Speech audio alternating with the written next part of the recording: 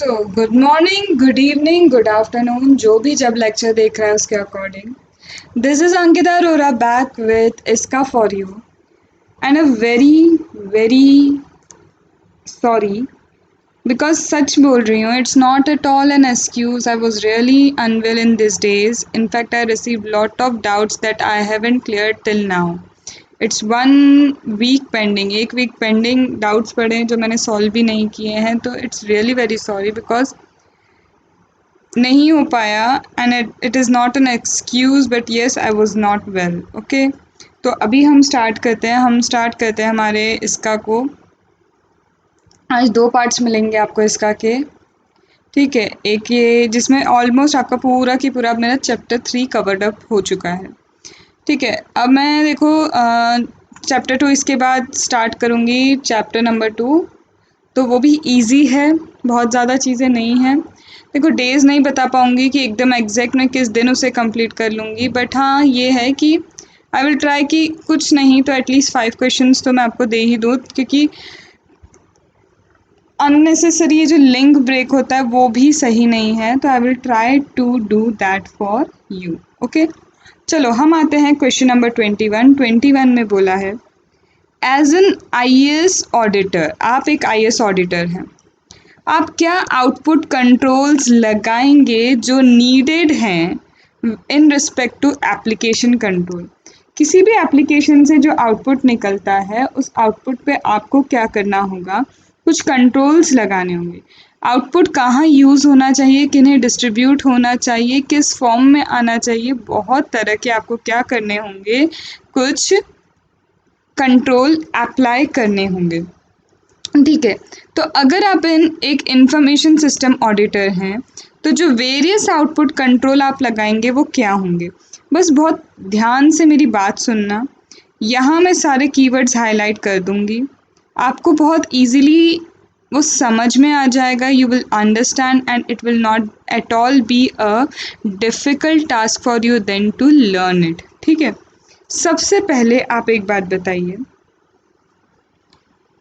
सबसे पहले अगर कोई आउटपुट निकल के आता है तो कहीं ना कहीं हम क्या करते हैं, उस आउटपुट की प्रिंट लेते हैं।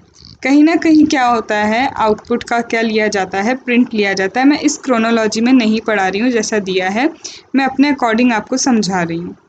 तो हमें कहीं ना कहीं सबसे पहले उस प्रिंट का कंट्रोल भी रखना होगा कि प्रिंट कहाँ होना चाहिए, वो आउटपुट किन लोगों तक वो प्रिंट पहुँचना चाहिए, और जो प्रिंट करे वो करेक्ट प्रिंट होना चाहिए। तो output should be made on correct printer, सही प्रिंटर पे ही आउटपुट निकलना चाहिए। ऐसा नहीं हो कि ऐसे प्रिंटर पे आप आउटपुट निकाल रहे हैं कॉन्फिडेंशियल, जो एम्प्लॉय के हाथ में लग जाए और यहाँ पे क्या हो जाए, र्यूमर्स या फिर वो कॉन्फिडेंशियल इंफॉर्मेशन लीक हो जाए। तो सबसे पहली चीज़, करेक्ट प्रिंटर पे आउटपुट निकलना चाहिए and it should be ensured that unauthorized disclosure of information that's printed does not take place। अगर सही प्रिंटर पे प्रिंट निकलेगा तो ये जो इन्फॉर्मेशन है हमारी वो गलत जगह डिस्क्लोज नहीं होगी। तो आउटपुट कहाँ होना चाहिए, output should be on correct printer so that there should not be unauthorized disclosure of the information that is contained in the pages। okay, now user को ट्रेन भी करना होगा टू सेलेक्ट करेक्ट प्रिंटर। तो user को कहीं ना कहीं आपको ट्रेन करना होगा कि ये प्रिंटर है, आपको कॉन्फिडेंशियल इंफॉर्मेशन का प्रिंट इसी पे देना होगा। And access restriction may be placed on workstation that can be used for printing। और यहाँ पे कहीं ना कहीं आप कुछ एक्सेस रेस्ट्रिक्शन भी लगा सकते हैं वर्क प्लेस पे कि कौन प्रिंटर यूज़ कर सकता है, कौन यूज़ नहीं कर सकता है, प्रिंट किए हुए पेजेस कौन उठा के लाएगा। देखो इतना ज़्यादा तो थोड़ा मुश्किल है, बट हाँ एक्चुअल में आप कौन प्रिंट करेगा या नहीं इसका एक्सेस रेस्ट्रिक्शन तो दे सकते हो आप वर्क स्टेशन पे। तो सबसे पहले प्रिंट पे हमें कंट्रोल करना है, करेक्ट प्रिंटर पे प्रिंट आना चाहिए ताकि अनऑथोराइज डिसीजन जो है, डिस्क्लोजर जो है नहीं हो इन्फॉर्मेशन का। एंड यूज़र को ट्रेन करना होगा, किस चीज़ के लिए ट्रेन करना होगा, यूज़र को ट्रेन करना होगा कि वो करेक्ट प्रिंटर चूज़ करें और कुछ एक्सेस रेस्ट्रिक्शन आप दे सकते हैं। तो वर्ड क्या है, करेक्ट प्रिंटर, ताकि अनऑथराइज डिस्क्लोजर ऑफ इंफॉर्मेशन ना हो। यूज़र को ट्रेन करो कि वो करेक्ट प्रिंटर को क्या करें, सेलेक्ट करें, and there should be some access restriction. ठीक है। अब दूसरी चीज़, ये जो प्रिंट हो जाती हैं चीज़ें, इन चीज़ों को जब जो भी आउटपुट निकलता है कहीं ना कहीं इन्हें रिटेन भी किया जाता है। ये क्या है, स्टोर किए जाते हैं, रिटेन किए जाते हैं, कहीं ना कहीं रिटेन किए जाते हैं, एंड कहीं ना कहीं स्टोरेज भी होता है इनका। एम आई राइट? तो सबसे पहले अगर मैं बात करूँ स्टोरेज की बात करें तो प्री प्रिंटेड स्टेशनरी, यहाँ पे ये किससे बात कर रहे हैं, ये बोलते हैं कि आपके पास कई बार आपके डॉक्यूमेंट्स होंगे, प्लेन डॉक्यूमेंट्स, प्रिंटेड आपके स्टैम्प पेपर होंगे आपके कंपनी के नाम के।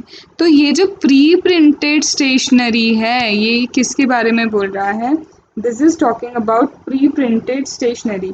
ये कहते हैं ये जो प्री प्रिंटेड स्टेशनरी है इसे भी बहुत सिक्योरिटी के साथ प्रिवेंट करना है कि कहीं अनऑथराइज पर्सन उसे यूज़ ना कर ले या कोई अनऑथराइज डिस्ट्रक्शन, रिमूवल या यूजेज ना हो जाए। तो प्री प्रिंटेड स्टेशनरी को स्टोर करो, प्रिवेंट करो, ताकि अनऑथराइज रिमूवल, यूजेज ना हो पाए।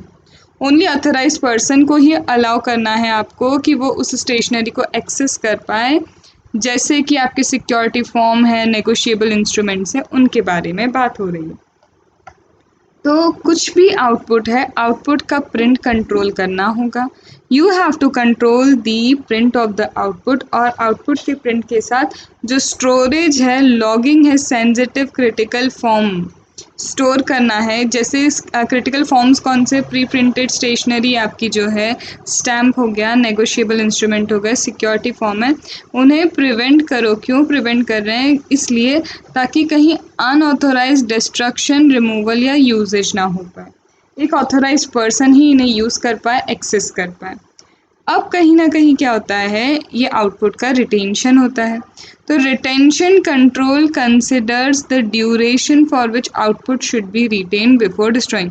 तो यहाँ रिटेंशन कंट्रोल में कि कितने टाइम तक आपको रिटेन करना है किसी इंफॉर्मेशन को डिस्ट्रॉय करने से पहले, at least 7 years, 8 years, 5 years, 2 years, तो कितने टाइम तक।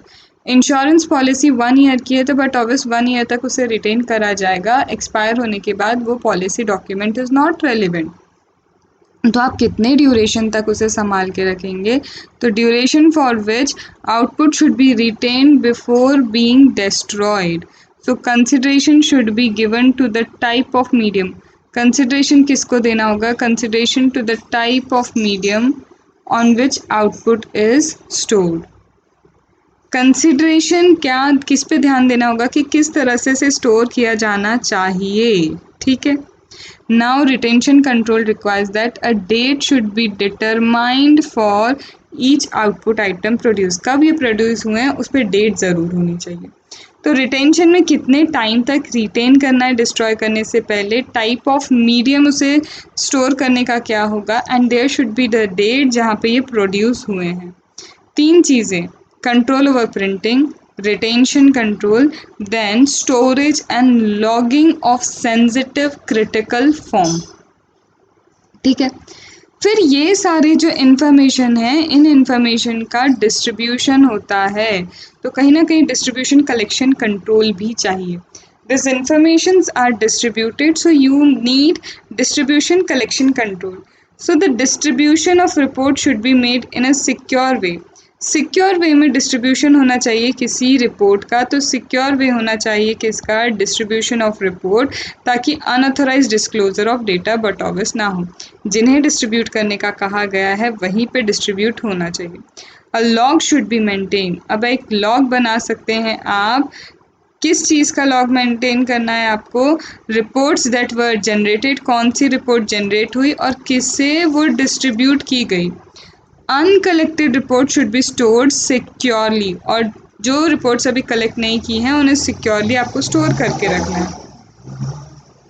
तो यहाँ पे रिपोर्ट डिस्ट्रीब्यूशन के लिए डिस्ट्रीब्यूशन सिक्योर चैनल से करो, ताकि अनऑथराइज डिस्क्लोजर ना हो, और क्या रिपोर्ट जनरेट हुई एंड किसे डिस्ट्रीब्यूट हुई है उसका एक लॉग मेंटेन करना होगा। तो डिस्ट्रीब्यूशन सिक्योर वे से लॉग मेंटेन होगा, जो रिपोर्ट जनरेट हुई, डिस्ट्रीब्यूट हुई, किससे डिस्ट्रीब्यूट हुई, और अनकलेक्टेड रिपोर्ट्स को स्टोर करना है सिक्योरली। तो are you getting the keywords? I am using the keywords, are you getting them? फिर इसके बाद बात आती है हमारी कि हम सबसे पहले प्रिंटिंग पे कंट्रोल रखते हैं, प्रिंटिंग के बाद स्टोरेज रिटेंशन का कंट्रोल होता है, फिर डिस्ट्रीब्यूशन पे कंट्रोल आता है। Now the control is on logging of output program execution. जब भी प्रोग्राम यूज़ किया जाता है, when the program is used for output of data are executed, इन्हें लॉग आउट भी करना होगा। They should be logged and monitor. जब भी आउटपुट प्रोग्राम्स को कोई एग्जीक्यूट करता है, लॉग इन करता है, उसे यूज़ करता है, तो उसकी मॉनिटरिंग भी होनी चाहिए। किसी भी आप आउटपुट प्रोग्राम को कोई आउटपुट निकालने के लिए यूज़ कर रहे हैं तो there should be monitoring on it कि क्या यूज़ किया है, कहीं ऐसा ना हो कि कॉन्फिडेंशियलिटी इंटीग्रिटी डेटा की कॉम्प्रोमाइज़ हो जाए। तो कोई भी आउटपुट प्रोग्राम अगर यूज़ किया जाता है तो उसे मॉनिटर करना, लॉग करना ज़रूरी है कि कब कब उसे यूज़ किया है और क्या क्या उसमें एक्शन लिए गए हैं, अनलेस कॉन्फिडेंशियलिटी इंटीग्रिटी कॉम्प्रोमाइज़ हो सकती है। And last is spoiling and querying. That is what spoil is. What spoil is simultaneous peripheral operation online. It's a process used to ensure that user is able to continue working while the print operation getting completed. जब तक print operation complete हो रहा है आपका काम नहीं रुकना चाहिए।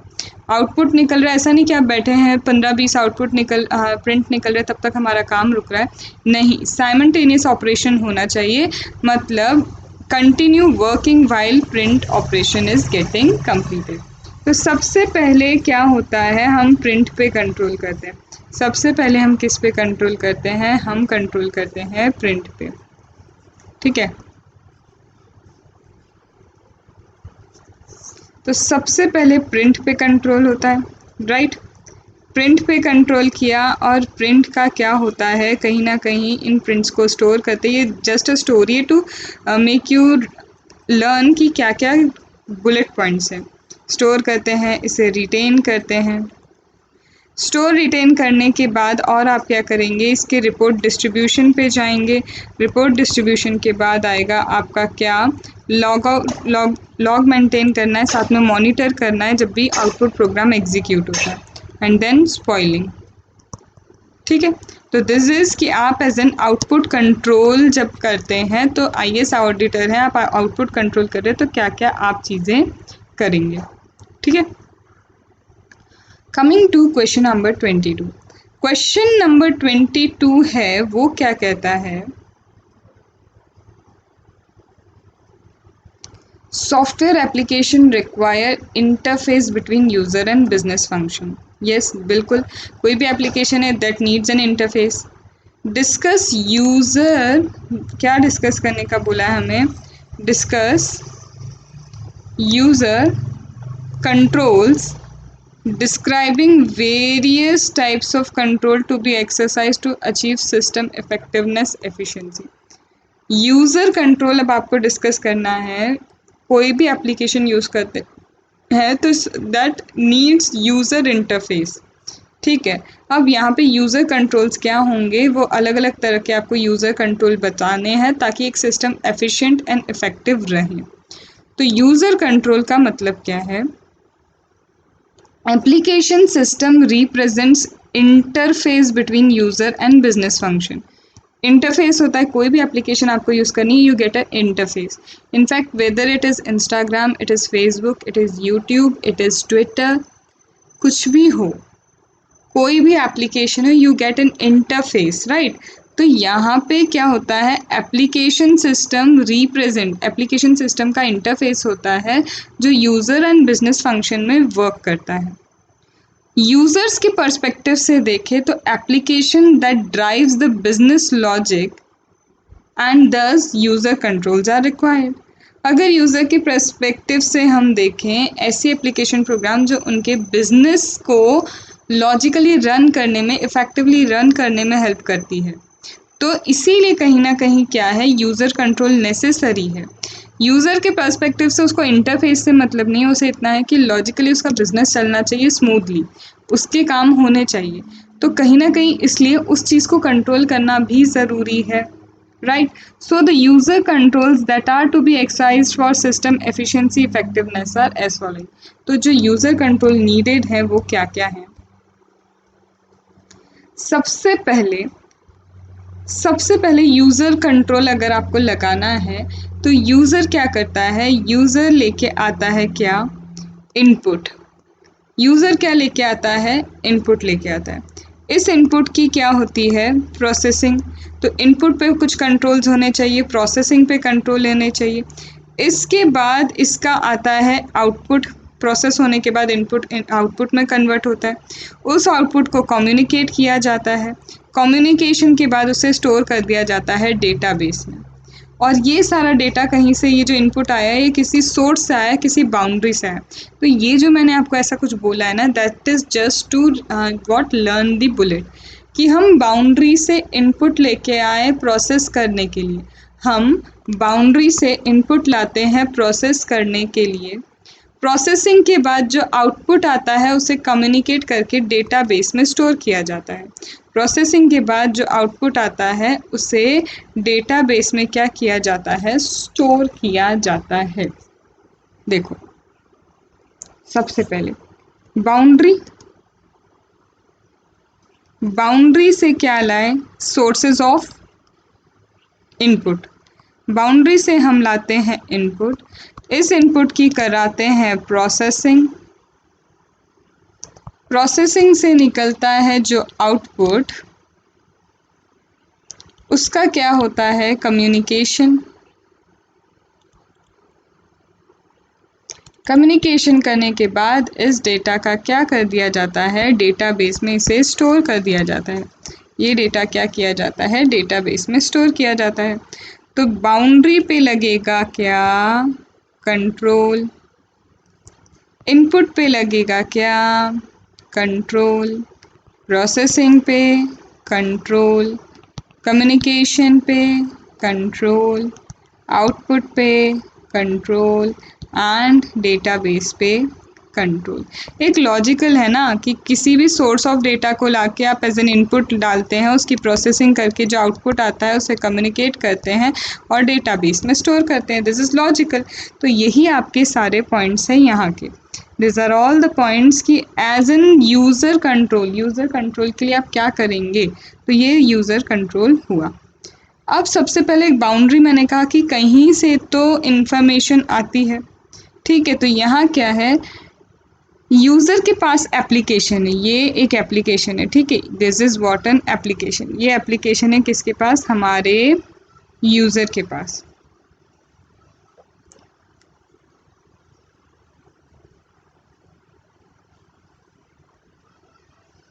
ठीक है, ये एप्लीकेशन हमारे यूज़र के पास है। नाउ दिस एस्टेब्लिश, ये जो बाउंड्री है ना, यूज़र यहाँ बैठा है और यहाँ पे सारे बिहाइंड द सीन चीज़ें चलती हैं। तो ये एज ए बाउंड्री एक्ट करता है।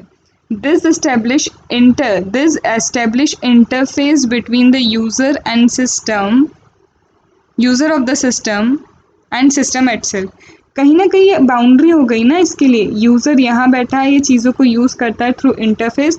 तो दिस एस्टेब्लिश एन इंटरफेस, ये बाउंड्री कंट्रोल क्या करता है? एक इंटरफेस स्टैब्लिश करता है user of the system and system itself, उनके बीच में।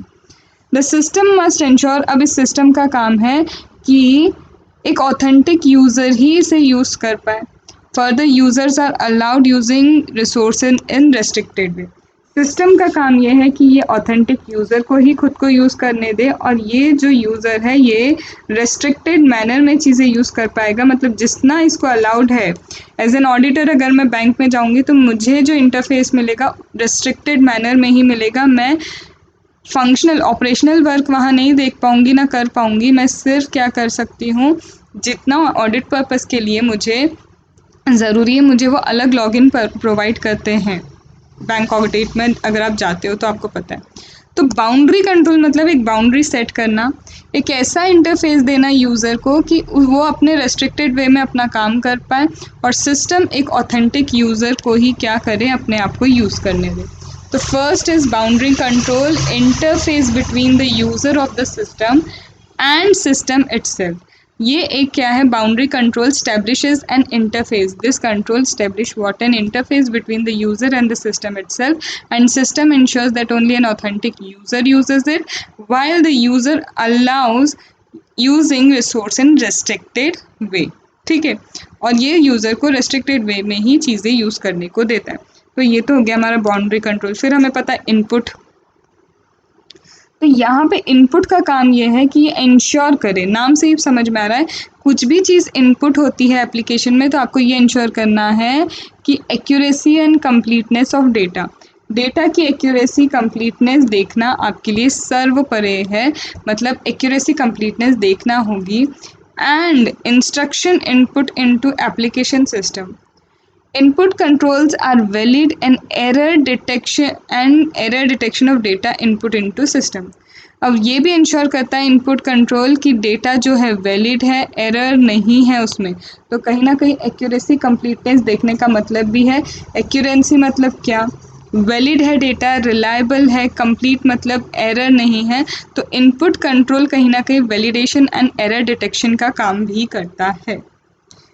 इनपुट कंट्रोल रिस्पॉन्सिबल है एक्यूरेसी कंप्लीटनेस चेक करने के लिए और साथ ही साथ validation and error detection of the data भी करता है इनपुट कंट्रोल। तो बाउंड्री कंट्रोल एक इंटरफेस देता है, इनपुट क्या करता है, एक्यूरेसी कंप्लीटनेस चेक करता है। प्रोसेसिंग में क्या है, प्रोसेसिंग कंट्रोल की रिस्पॉन्सिबिलिटी ये है कि जब प्रोसेसिंग हो उन्हें ये देखना है कुछ भी कंप्यूटेशन, सॉर्टिंग, क्लासिफिकेशन, समराइजेशन हो रहा है तो वो पूरी रिस्पॉन्सिबिलिटी प्रोसेसिंग की होती है। प्रोसेसिंग में आप कंप्यूट करते हैं, सॉर्ट करते हैं, क्लासीफाई करते हैं, समराइज करते हैं। तो यहाँ वही बोला है कि ये रिस्पॉन्सिबिलिटी है, this controls are responsible for computing, sorting, classifying, compute, sort, classify, summarise data. यहाँ पे वो क्रोनोलॉजी ऑफ इवेंट बना देता है कि पहले कौन सी प्रोसेसिंग हुई, टाइम वाइज, डेट वाइज। तो chronology of event from time date is received from input or communication system to time data is stored in database और output as a result। अब प्रोसेसिंग वाले का काम क्या है, कुछ भी कंप्यूट होता है, सॉर्ट होता है, क्लासीफाई होता है, समराइज होता है तो उसकी रिस्पॉन्सिबिलिटी। अब ये पूरी chronology of the event maintain करेगा कि किस टाइम पे इनपुट या कम्युनिकेशन सिस्टम से उसे कुछ डेटा रिसीव हुआ, फिर इसे स्टोर कर देगा कहाँ पे, डेटाबेस या output as a result into the database और आउटपुट एज अ रिजल्ट उसे स्टोर करेगा। तो देखो बाउंड्री इंटरफेस सेट करता है, input control accuracy completeness check करता है, प्रोसेसिंग कंट्रोल क्या है, कंप्यूट, सॉर्ट, क्लासीफाई, समराइज के लिए रिस्पॉन्सिबल है, क्रोनोलॉजी मेंटेन करता है टाइम डेटा के अकॉर्डिंग, और जो भी चाहे उसे इनपुट जो भी डेटा है इनपुट या कम्युनिकेशन सिस्टम से मिला उसे वो डेटाबेस में या फिर एज अ आउटपुट रिजल्ट की तरह उसे स्टोर कर देता है। अब कम्युनिकेशन की बारी है, तो कम्युनिकेशन कंट्रोल को क्या कंट्रोल करना होगा, तो ये कम्युनिकेशन कंट्रोल क्या करता है, it is responsible for controls over physical component, communication line error, flows and link, topology control, channel access control। जहाँ जहाँ से communication होता है like audit trail, existence control, communication architectural control, तो 5-6 आप याद रख लो कि कम्युनिकेशन जहाँ जहाँ हो रहा है वहाँ भी कंट्रोल की ज़रूरत है। तो control over physical component, control over telecommunication line, right. तो control over physical component, control चाहिए कम्युनिकेशन लाइन पे, टोपोलॉजी कंट्रोल चाहिए, फिर चैनल को कौन कौन लोग एक्सेस कर सकते हैं, हमारे जैसे यूट्यूब चैनल है उसको कौन कौन एक्सेस कर सकता है, हर कोई एक्सेस नहीं कर सकता, ऑथोराइज पर्सन ही है। तो चैनल का एक्सेस कहाँ होगा, फिजिकल कंपोनेंट्स पे आपको जैसे जहाँ जहाँ लैपटॉप पड़ा है वहाँ पे भी आपको क्या करना होगा, कुछ कंट्रोल्स लगाने होंगे। Internet working control, communication architecture control, audit trail control, existence control, तो ये सारे कंट्रोल्स हैं। 5 कोई भी फिजिकल कंपोनेंट पे भी आप कंट्रोल करेंगे, राइट। इंटरनेट वर्किंग कंट्रोल करेंगे, कम्युनिकेशन पे के कम्युनिकेशन का जो आर्किटेक्चर है उस पर कंट्रोल कर सकते हो। ऑडिट कंट्रोल, ऑडिट ट्रेल का कंट्रोल, एग्जिस्टेंस का कंट्रोल, या फिर कम्युनिकेशन लाइन एरर, तो ये सारे कंट्रोल्स हैं। ये जो यूज़र कंट्रोल है, जितने भी कंट्रोल्स है, ये बता रहा है कि बाउंड्री कंट्रोल किस चीज़ के लिए रिस्पॉन्सिबल है, इनपुट कंट्रोल किस चीज़ के लिए रिस्पॉन्सिबल है, प्रोसेसिंग किसके लिए रिस्पॉन्सिबल है, कम्युनिकेशन किसके लिए रिस्पॉन्सिबल है, इसी तरह आउटपुट किसके लिए रिस्पॉन्सिबल है। तो output control provide function that determine the data content available to user, format, timeliness of data and how data is prepared and routed to the user। अब आउटपुट कंट्रोल को ये देखना होगा कि किस कंटेंट में डेटा जो है यूज़र्स को अवेलेबल होता है, उसका फॉर्मेट क्या है, जिस टाइम में चाहिए उतने टाइम लिमिट में वो डेटा अवेलेबल होता है या नहीं, डेटा प्रिपेयर कैसे होता है, यूज़र्स तक कैसे पहुंचता है। अगर डेटा है टाइमली प्रिपेयर नहीं हुआ तो भी यूज़लेस हो जाएगा, डेटा का फॉर्मेट जैसा हमें चाहिए वैसा नहीं मिला तो भी वो इतना काम का नहीं होगा, डेटा कैसे प्रिपेयर होता है वो देखना भी ज़रूरी है, उसकी रूटिंग कैसी होती है वो देखना भी ज़रूरी है। तो यहाँ पे कहीं ना कहीं डेटा का कंटेंट कौन कौन सा जो यूज़र को अवेलेबल होना है, हर यूज़र को सारा डेटा का कंटेंट अवेलेबल होना ज़रूरी नहीं है। तो किस डेटा यूज़र को क्या डेटा का कंटेंट अवेलेबल होना चाहिए, डेटा का फॉर्मेट, टाइमलीनेस, उसका फिर उसके बाद कैसे प्रिपेयर होता है, कैसे रूट होता है, ये सब देखना होगा। Now database control are responsible to provide functions. अब डेटाबेस पे भी कंट्रोल ज़रूरी है, जो आपका पूरा इतना डेटाबेस प्रिपेयर हुआ उसमें क्या क्रिएशन, मॉडिफिकेशन, डिलीशन होता है, किन चीज़ों को रीड ओनली एक्सेस देना है, ये सब भी देखना ज़रूरी है। तो it is responsible to provide functions, कहाँ पे डिफाइन फंक्शन देना है, कहाँ क्रिएट, कहाँ मॉडिफाई, कहाँ डिलीट, कहाँ ऑल्टर, कहाँ रीड ओनली, कौन से डेटा को रीड ओनली रखना है, कौन से डेटा को मॉडिफिकेशन तक भी ले जा सकते हैं, कौन से को सिर्फ क्रिएट किया जा सकता है, सेव किया जा सकता है, किसे डिलीट करना है, ये सारे फंक्शंस भी अलॉट करना है सोच समझ के। तो ये डेटाबेस कंट्रोल का काम है। यहाँ पे रूल्स होते हैं, rules to perform the operation on data to help an manager to take decision. कई रूल्स बनाए जाते हैं जिसके बेसिस पे मैनेजर इजीली डिसीजन लेता है। तो डेटाबेस कंट्रोल फंक्शंस अलॉट करता है, डिलीट, ऑल्ट्रेशन या फिर मॉडिफिकेशन के। आउटपुट क्या करता है, आउटपुट किस फॉर्मेट में होना चाहिए, टाइम क्या होना चाहिए, कैसे प्रिपेयर होता है, कैसे रूट होता है, किस यूज़र को क्या इंफॉर्मेशन मिलती है। कम्युनिकेशन कंट्रोल है, तो ये कंट्रोल करता है किस चीज़ को, फिजिकल कंपोनेंट को, इंटर नेटवर्किंग कंपोनेंट्स कंट्रोल को। कम्युनिकेशन आर्किटेक्चर कंट्रोल हो गया, इसमें से 4-5 आप याद कर सकते हैं। टोपोलॉजी कंट्रोल हो गया, ठीक है। प्रोसेसिंग का काम है, प्रोसेसिंग को देखना, तो जो भी कंप्यूटिंग, सॉर्टिंग या फिर क्लासिफाइंग, समराइजिंग हुआ उसके लिए उसके controls.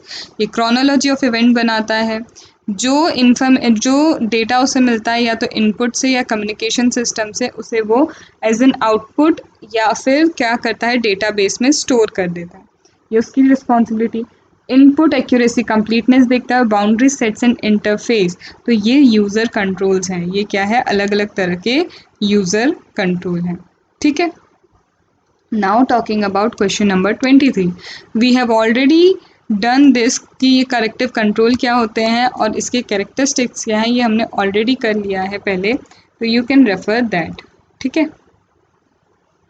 Now coming on question number 24, now coming on what, question number 24, और ये किस बारे में कहता है हम समझते हैं। Operating system not only provides the platform for an application to use various information system resource, but is also the last barrier to be conquered for unlimited access to all the resources. Explain the statement by describing 6 operating system access control to protect the resources from unauthorized access। देखो operating system है, operating system में सिर्फ application ही नहीं होती है, बल्कि application और उससे रिलेटेड सारे इंफॉर्मेशन भी एक ऑपरेटिंग सिस्टम में रहते हैं। तो यहाँ अगर अनलिमिटेड एक्सेस मिल गया तो वो दिक्कत दे सकता है, ठीक है। हर किसी को अगर आपने अनलिमिटेड एक्सेस दे दिया तो वो गलत हो जाएगा। तो आप एक ऑपरेटिंग सिस्टम के एक्सेस को कंट्रोल करने के लिए क्या करेंगे, ऑपरेटिंग सिस्टम जो है आपका, ऑपरेटिंग सिस्टम के एक्सेस को कंट्रोल करने के लिए आप क्या करेंगे, ऑपरेटिंग सिस्टम के एक्सेस कंट्रोल को आप क्या करने की कोशिश करेंगे, कैसे कंट्रोल करेंगे, राइट। तो दिस इज द आंसर। दिखने में थोड़ा सा बड़ा है बट इट्स ईजी, ठीक है। It's really very easy. अब आप क्या कर सकते हैं, आपको एक्सेस कंट्रोल बेसिकली करना है।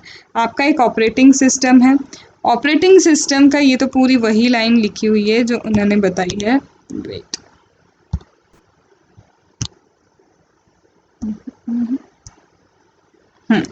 तो यहाँ पे क्या है, इन्होंने ये तो पूरी वही की वही लाइन लिखी हुई है।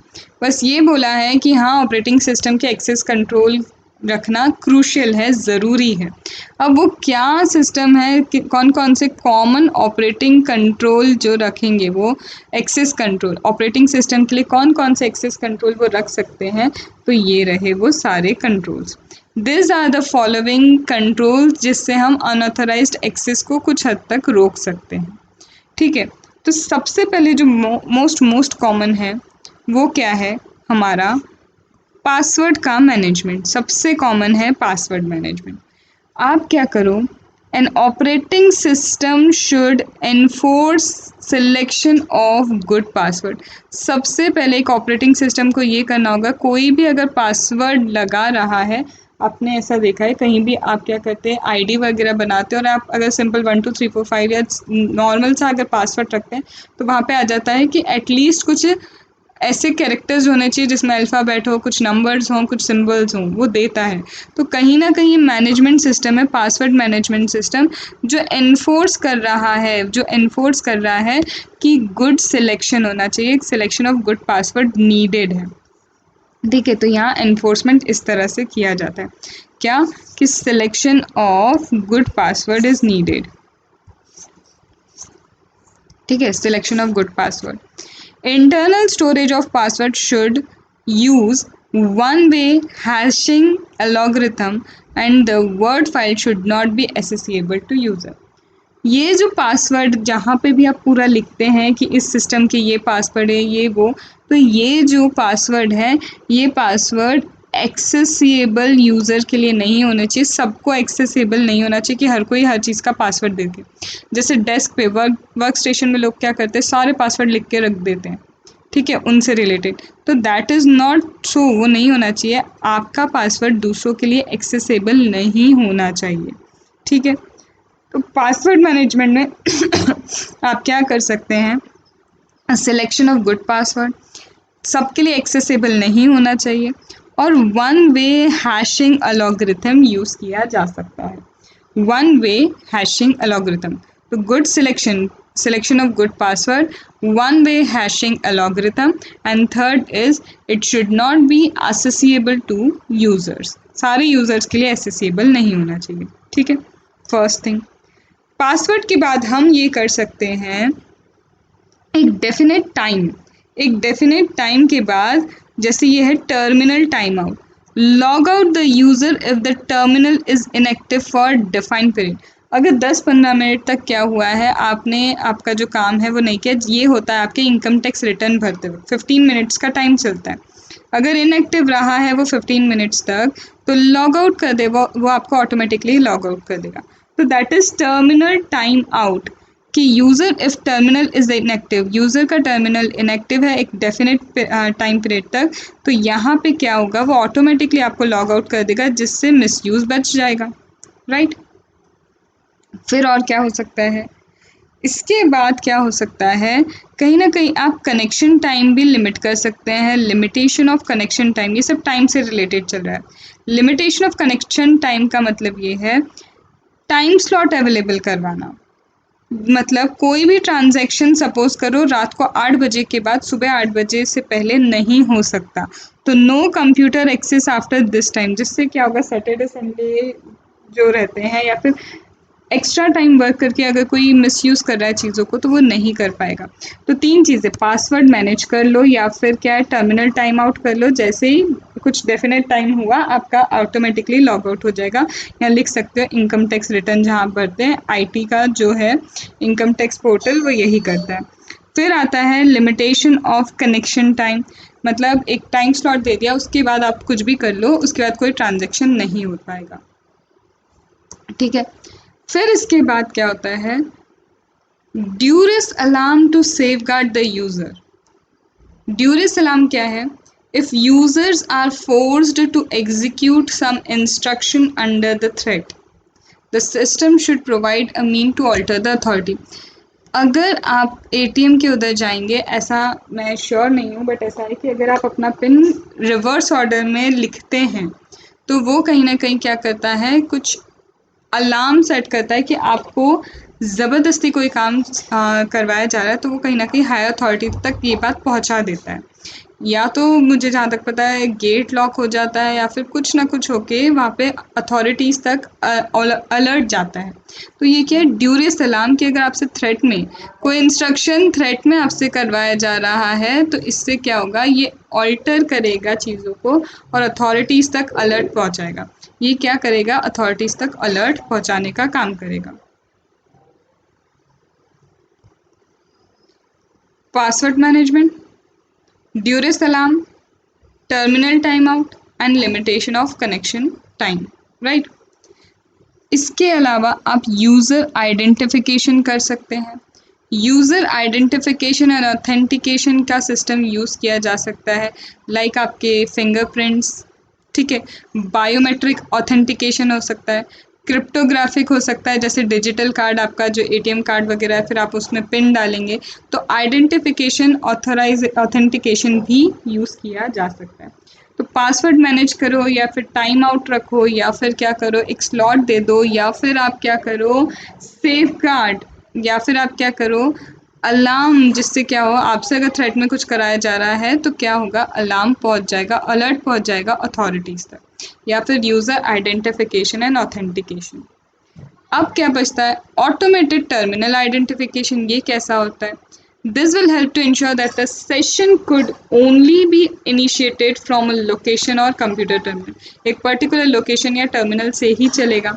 तो ये ऑटोमेटेड टर्मिनल आइडेंटिफिकेशन कि अगर उस टर्मिनल के अलावा किसी ने एक्सेस करने की कोशिश की है कहीं और से तो वो नहीं चलेगा।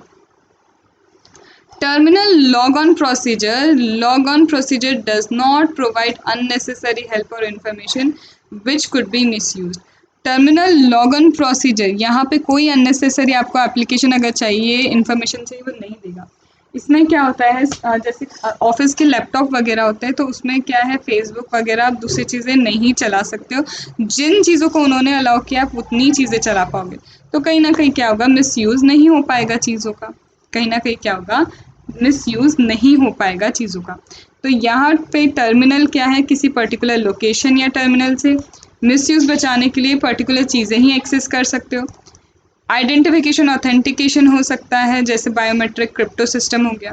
पासवर्ड मैनेज करो, अलार्म अलर्ट करो, लॉग आउट मतलब एक पर्टिकुलर टाइम के बाद, और लिमिटेशन मतलब एक स्लॉट दे दिया, उसमें कोई ट्रांजैक्शन हो ही नहीं सकता। फिर use of system utilities. System utilities are the program that help to manage critical functions, right? जैसे addition, deletion. Obviously, these utilities should not be accessible to general user, and use and access to this utility should be controlled and strictly controlled and logged. सीधी बात है, system में utilities होती है मतलब आप deletion कर सकते हो, एडिशन कर सकते हो, और इसे भी हर किसी को नहीं देना है, तो इसके लिए भी स्ट्रिक्ट कंट्रोल होना चाहिए। इसके लिए भी क्या होना चाहिए, strict control. So this is what this is question number 24। No it's easy, आपको मैंने कीवर्ड्स बता दिए, इट्स ईजी फॉर यू। अब अपनी लैंग्वेज में लिख सकते हो और इन कीवर्ड्स को मार्क करके रखो, रिवाइज इसी कीवर्ड से करना है, पूरा पूरा समझ के नहीं करना है, ठीक है। तो यू कैन। अब आते हैं हम 4 advantage of electronic door lock over bolting and combination locks as a part of physical control.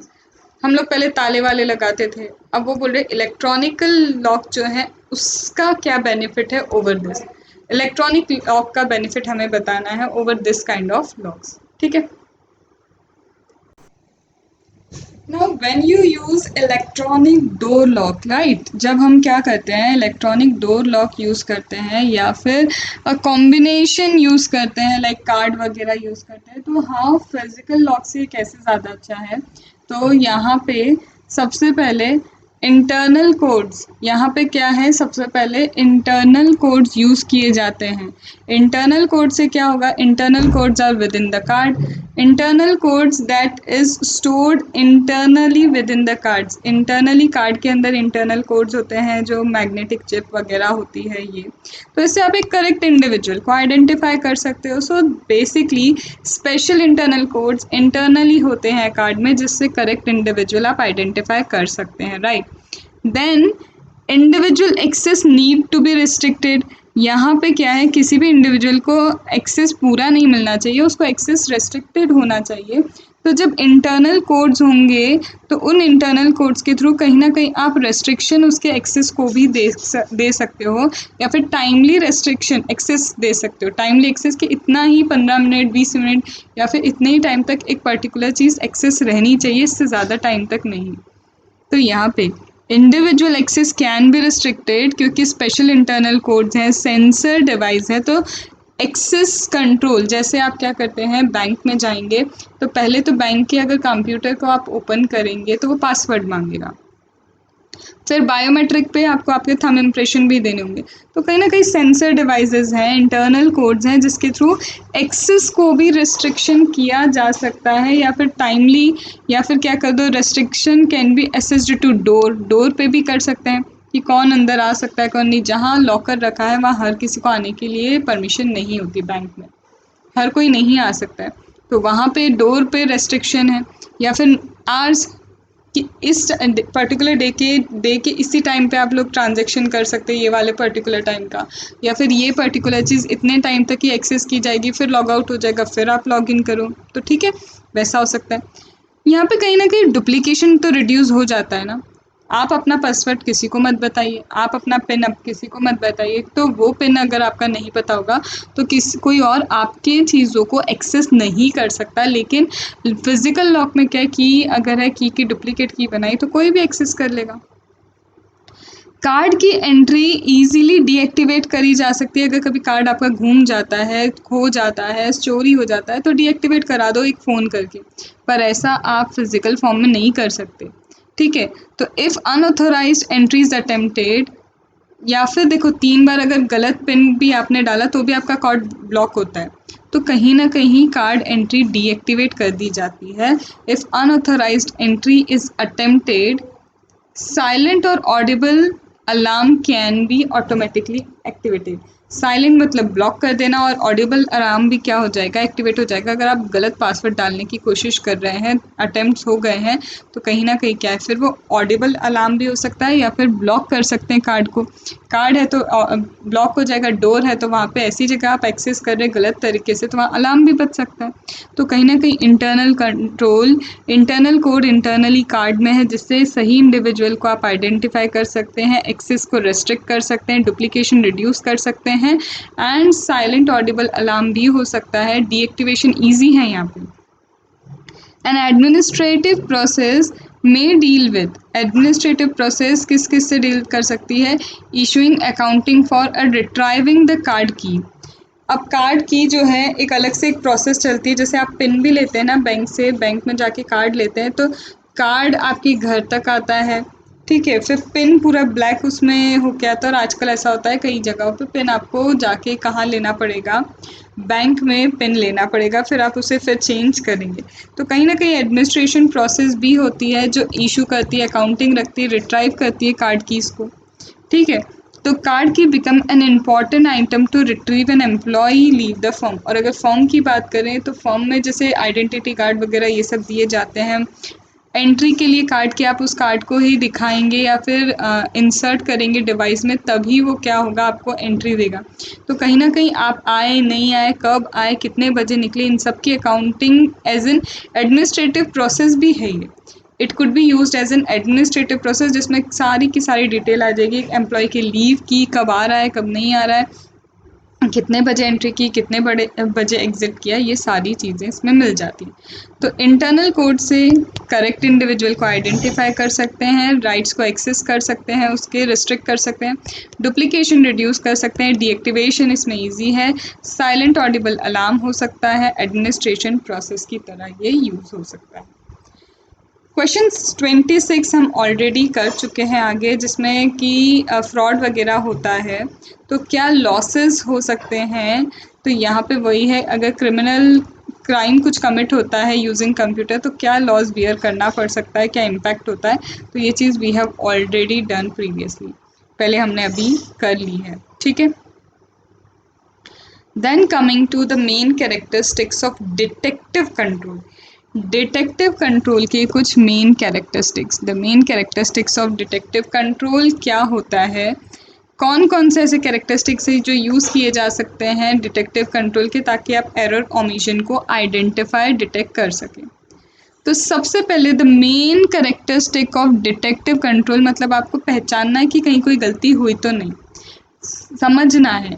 Detective अलग है, प्रिवेंटिव अलग है एंड करेक्टिव अलग है। प्रिवेंट रोकना, अब यहाँ पे क्या डिटेक्टिव में चीज़ें हो चुकी हैं और आपको आइडेंटिफाई करना है, तो उसके लिए सबसे पहले आपको क्लियर अंडरस्टैंडिंग होनी चाहिए उस लॉफुल एक्टिविटी की कि ये चीज़ कैसे की जानी चाहिए थी और ये पर्टिकुलर चीज़ कैसे की गई है, ताकि हम डेविएशन समझ पाए कि क्या अनलॉफुल हुआ है। तो क्लियर अंडरस्टैंडिंग जब तक आपको लॉफुल एक्टिविटी की नहीं होगी, आप कैसे मानोगे, कैसे समझोगे कि वो अनलॉफुली कोई एक्टिविटी की गई है। तो यहाँ पे clear understanding of lawful activity is needed so that anything which deviates from this is reported as unlawful malicious. तो कोई भी चीज़ अगर डेविएट होती है तो आपको पता होगा कि हाँ ये अनलॉफुल हुआ है, तब जब आपको लॉफुल चीज़ें पता होंगी। एक मैकेनिज्म स्टेब्लिश करो जिससे पता रहे कि अगर आपने ऐसा कुछ काम किया तो वो अनलॉफुल काउंट होगा। ग्रुप को बता के रखो, लोग जो आपके यहाँ काम कर रहे हैं आपको बता के रखना है कि इस तरह से आप एंट्री नहीं कर सकते, इस तरह से आप दूसरों के पासवर्ड लेके एक्सेस नहीं कर सकते। तो ये सारे एक मैकेनिज़्म बता के रखो कि अगर उन्होंने ऐसा किया तो ये फिर अनलॉफुल कंसिडर किया जाएगा। Interaction with preventive controls to prevent such act from occurring. फिर अगर ये चीज़ हो गई है तो आप प्रिवेंटिव कंट्रोल्स लगाओ ताकि आगे ये नहीं हो, और आगे से क्या बोलते हैं ना, सुपरवाइज़र चेकआउट रखो इन चीज़ों पे, सरप्राइज चेक करो कि कहीं ये चीज़ें गलत हो तो नहीं रही। परचेस होता है 10,000 का, दिखाया जाता है कि फॉर्म में 15,000 का हमने परचेस किया, कैश परचेस किया है, तो ये 5,000 जा कहाँ रहे हैं, बिलिंग गलत की जा रही है। तो कहीं ना कहीं पहले लॉफुल एक्टिविटी का क्लियर अंडरस्टैंडिंग होगा तभी डेविएशन समझ पाओगे।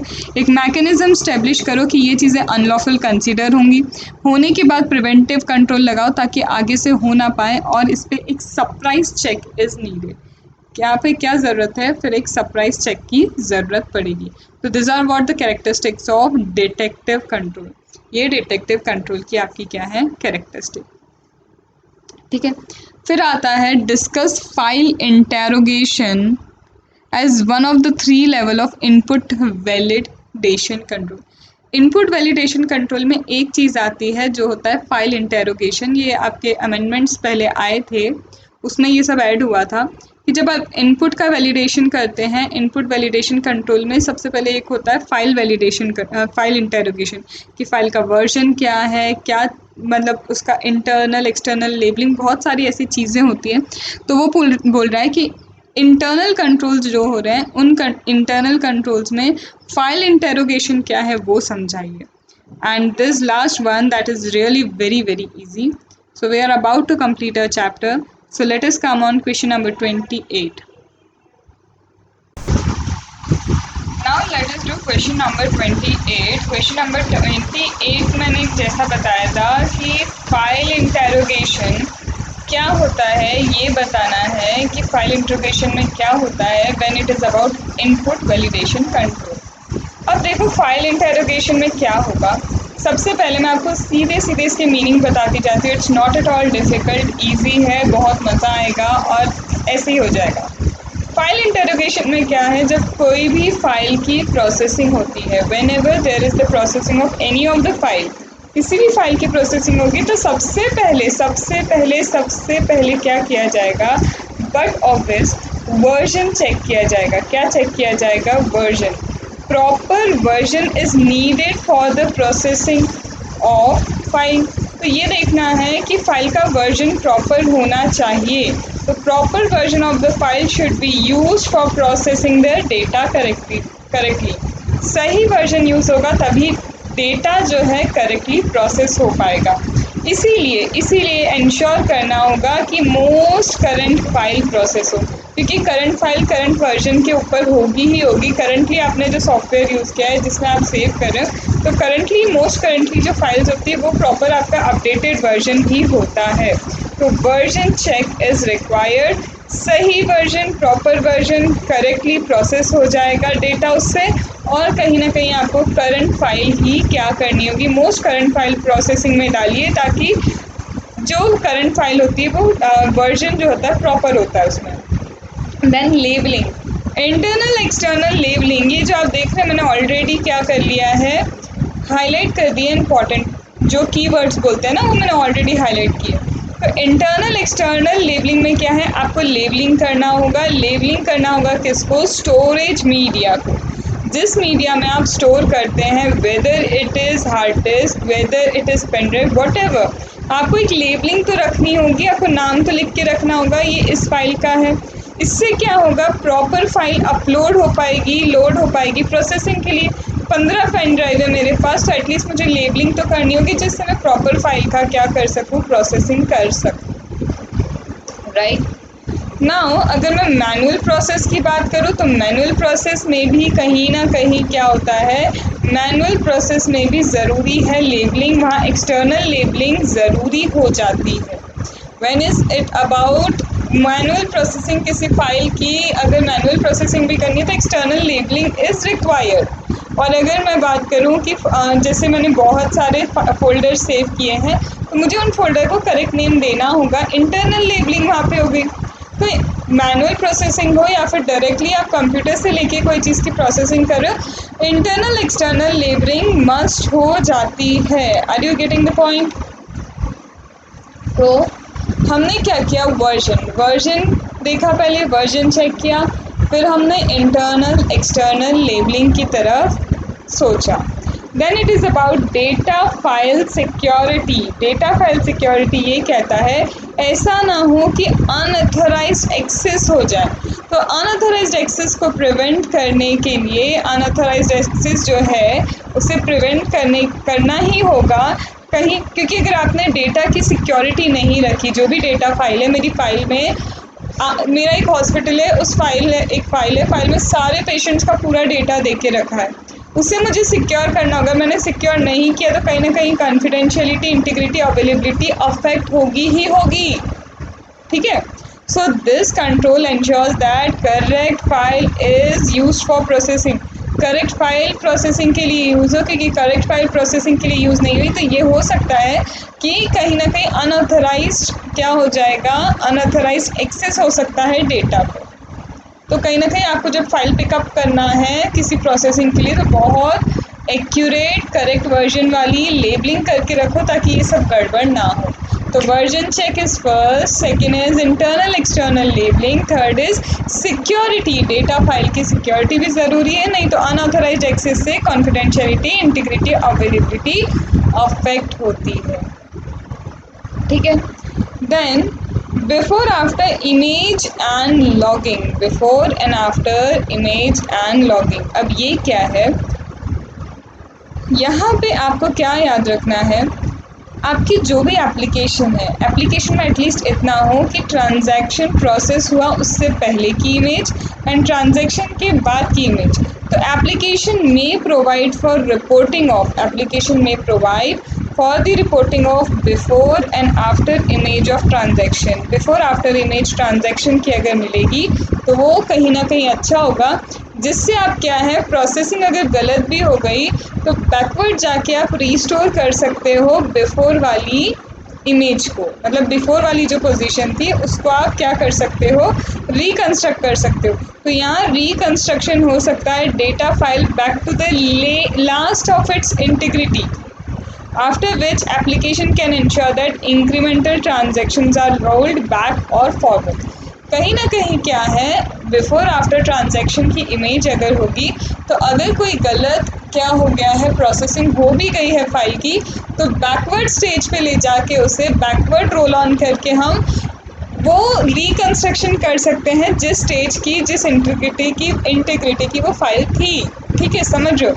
तो कहीं ना कहीं बैकवर्ड फॉरवर्ड दोनों तरफ मूव करके हम एक पोजीशन पे पहुंच सकते हैं अगर क्या है before after image of the transaction होता है। तो ये हो गया हमारा फाइल इंटरोगेशन के 4 पॉइंट। पहला था वर्जन चेक करो, फिर था लेबलिंग देखो, इंटरनल एक्सटर्नल लेबलिंग, फिर डेटा फाइल की security, and fourth is before after image and logging. इसके बाद आपको फाइल को अपडेट मेंटेन ज़रूर करना है, तो फाइल का अपडेशन होना चाहिए, मेंटेनेंस होना चाहिए।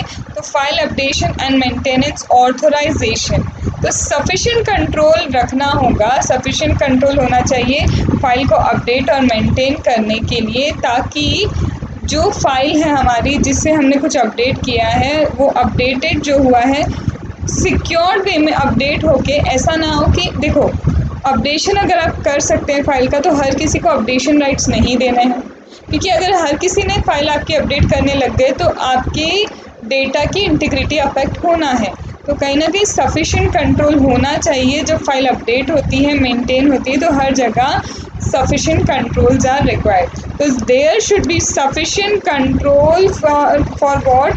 For updating, maintaining the file to ensure that stored data are protected. At least इतना इंश्योरिटी होगी ना कि आप जब भी अपडेशन मेंटेनेंस डेटा का होता है उसमें कंट्रोल्स लगे हैं ताकि जो डेटा स्टोर हुआ है वो प्रोटेक्टेड है, ठीक है। और इसके बाद कहीं ना कहीं इन फाइल्स पे रेस्ट्रिक्शन होना चाहिए, रेस्ट्रिक्शन ऑन एक्सेस। हर कोई एक्सेस करने लगा तो कहीं ना कहीं कॉन्फिडेंशियलिटी जाएगी, अपडेशन हर किसी के हाथ में होने लगा तो इंटीग्रिटी जाएगी, ठीक है ना। तो इसलिए एक्सेस रेस्ट्रिक्शन भी ज़रूरी है, एक्सेस रेस्ट्रिक्शन भी क्या है, ज़रूरी हो जाता है। फिर आता है पैरिटी चेक। पैरिटी चेक का मतलब ये है कि कहीं ना कहीं आपको क्या करना होगा, व्हेन प्रोग्राम और data transmitted on additional controls are needed.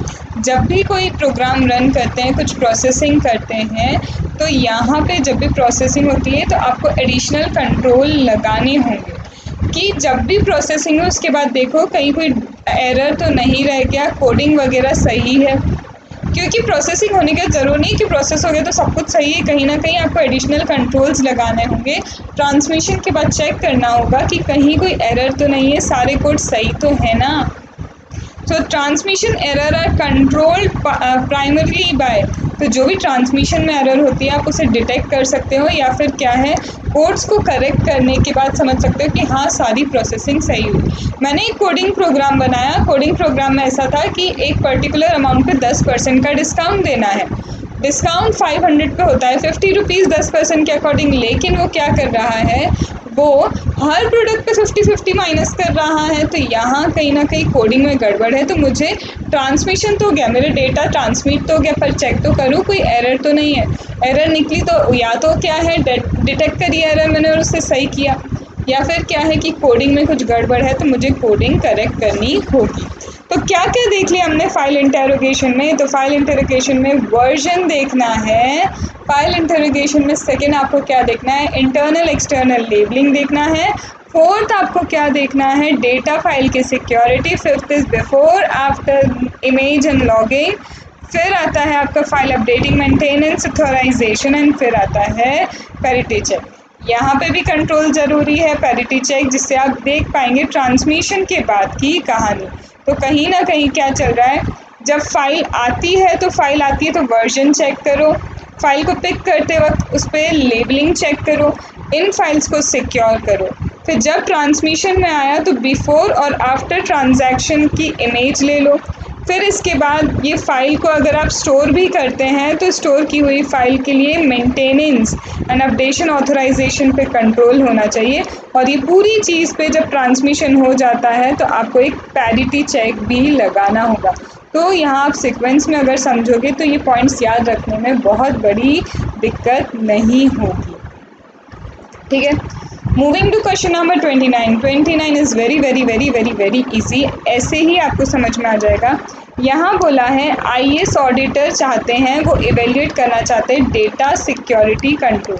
कैसे देखेंगे कि डेटा सिक्योरिटी के लिए जो कंट्रोल्स हैं वो एडिक्वेट है या नहीं।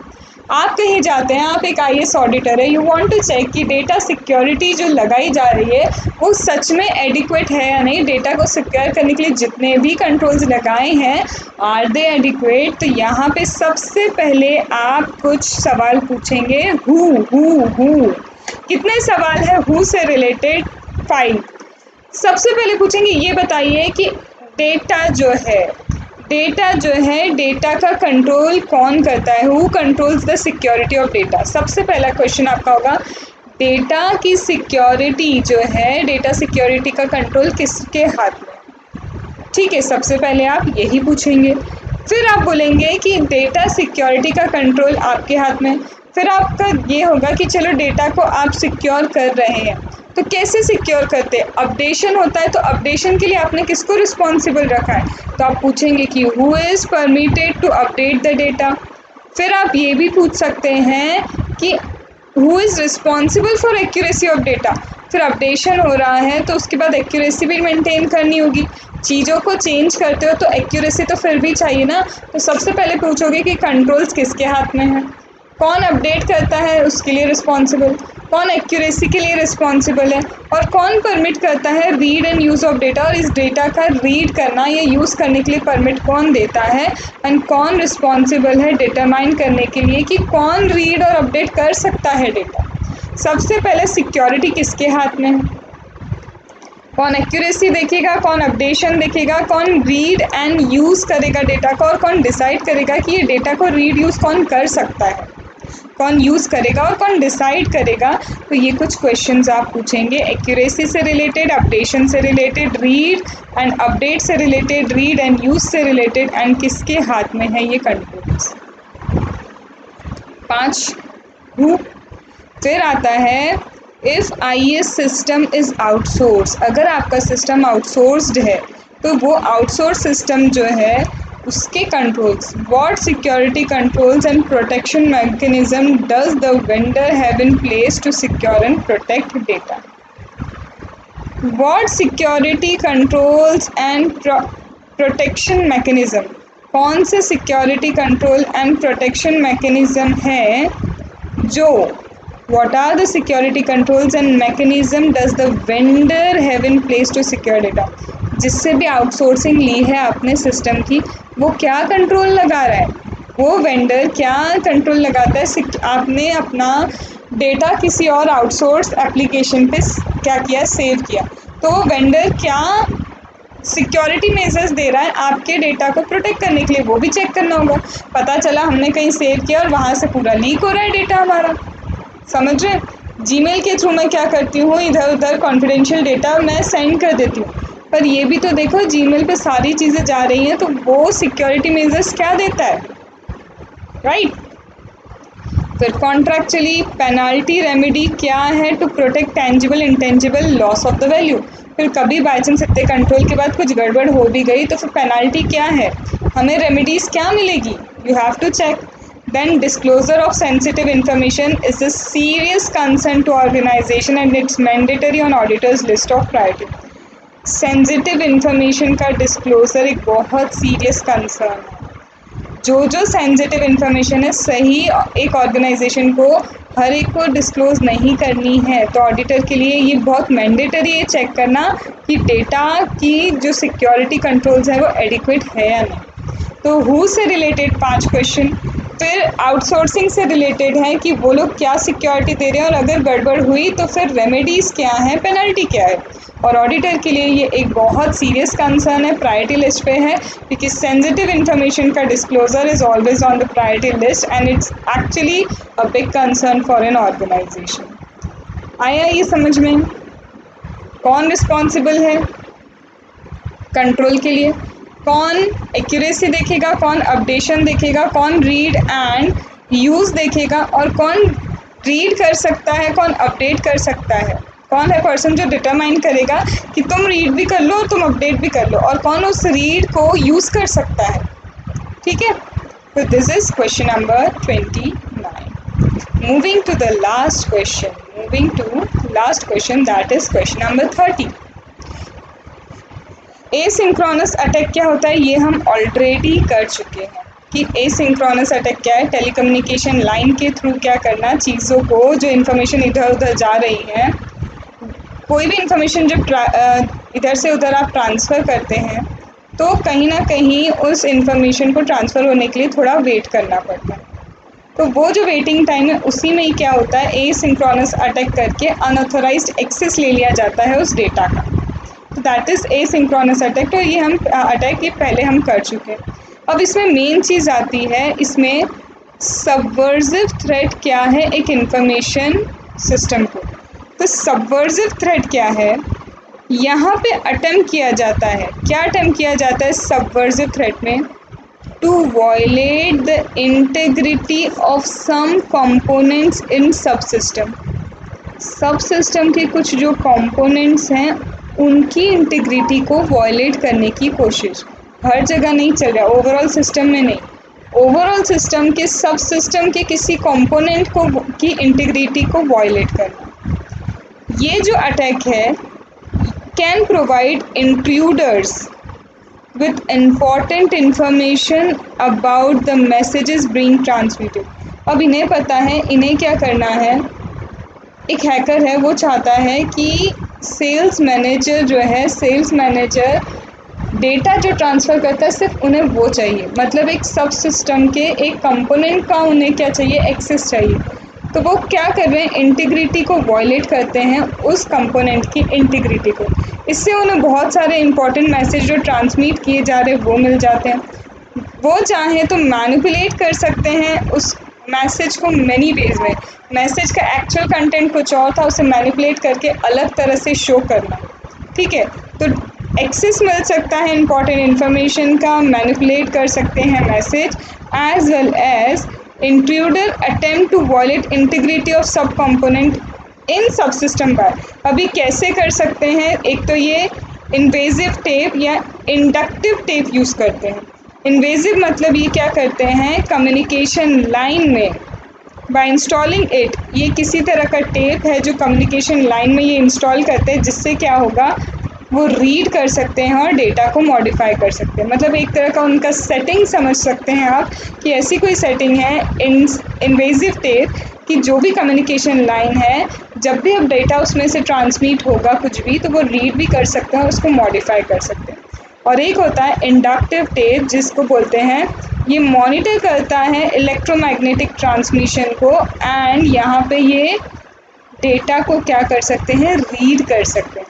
इंडक्टिव टेप सिर्फ रीड करने के उनको ऑप्शन देता है, वहाँ अपडेशन नहीं हो सकता। पर इन्वेजिव टेप में वो रीड तो कर सकते हैं, साथ में मॉडिफाई भी कर सकते हैं। तो इलेक्ट्रोमैग्नेटिक ट्रांसमिशन को एक तो मॉनिटर कर सकते हैं और साथ में रीड कर सकते हैं the data that is being transmitted. This is asynchronous attack और उसमें सबवर्सिव थ्रेट। तो इट्स लाइक कि मैंने जितना ये कम्युनिकेशन लाइन है इसमें आप रीड एंड मॉडिफाई कर सकते हैं, यहाँ पे इलेक्ट्रोमैग्नेटिक ट्रांसफ़र है और उसमें साथ साथ डेटा को आप रीड कर सकते हैं। तो this are the keywords I have already highlighted.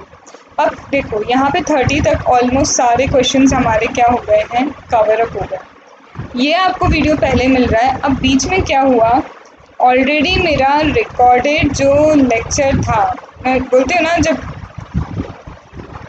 मेहनत भगवान कराना चाहते हैं ना तो वो बहुत करवा लेते हैं, और ऐसा ही है मेरे साथ, तो ऐसा ही है।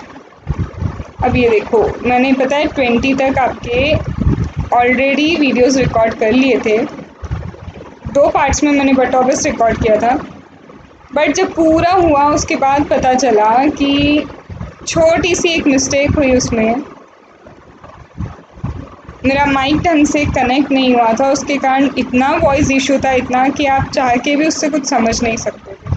तो वो जो वीडियो मेरा ऑलमोस्ट 1 घंटे का था वो पूरा गया मतलब आप समझ रहे हैं, किसी काम का नहीं रहा। तो वो अब मैं फिर से भी आपके लिए रिकॉर्ड करूँगी, पर टाइम वेस्ट करने से अच्छा है उससे पहले आप मेरे से ये ले लो, ताकि मैं तब तक 13, 14, 15, 16, 17, 18 एंड 19, 20 यहाँ तक के मैं फिर से रिकॉर्ड करूँगी आपके लिए। हाँ, डबल मेहनत हो गई पर कोई बात नहीं, ठीक है, चलेगा। अब गलती की है तो भुगतेंगे भी। ठीक है, चलो आप इतना 21 से 30 तक करो।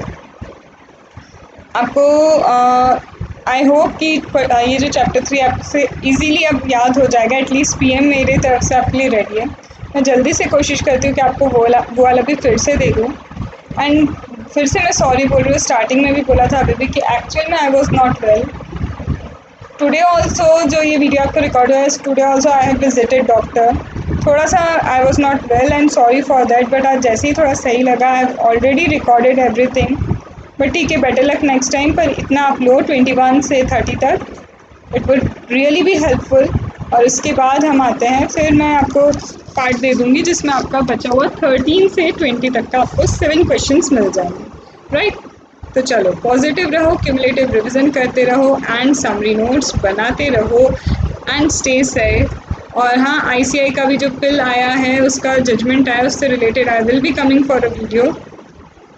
एंड टू बी ऑनेस्ट, मुझे अब थोड़ा सा ऐसा लग रहा है, इस ICI really concern about the health of students?